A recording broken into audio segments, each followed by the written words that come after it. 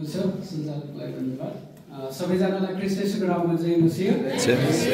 परमेश्वरले हामीलाई आज है यो सुन्दर समय फेरि पनि हामीलाई निम्ति दिनुभएको छ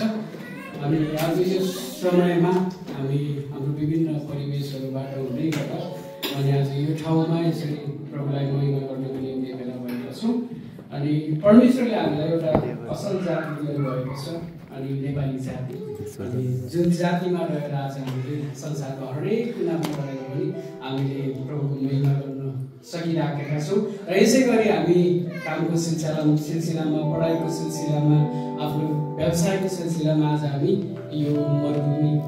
यो देशमा यो देशमा जो परमेश्वरले हामीलाई राख्नु भएको छ यो देश दिनुभएको छ अनि आज यही देशको यो बिचबाट हामी परमेश्वरलाई हाम्रो नेपाली त्यो माटोको भाषामा नेपाली भाषामा अथवा नेपाली भाषामा भन्ने गीत गाउँदै हामी यसरी हाम्रो परमेश्वरलाई महिमा दिनेछौँ र तपाईँहरू सबैजना सायद तपाईँहरू सबैजनाले यो गीत आउँछ नेपाली भाषामा गरौँ न महिमा हाम्रो राजा येशूलाई पुर्ख्यौली भाषामा आमेन आउँछ सबैजनाले यो गीत हामी आउनेले पनि आउनेले नि नआउनेले पनि सिक्दै गाउँदै गर्नेछौँ सबैजना आफ्नो ठाउँमा उठ्नु होला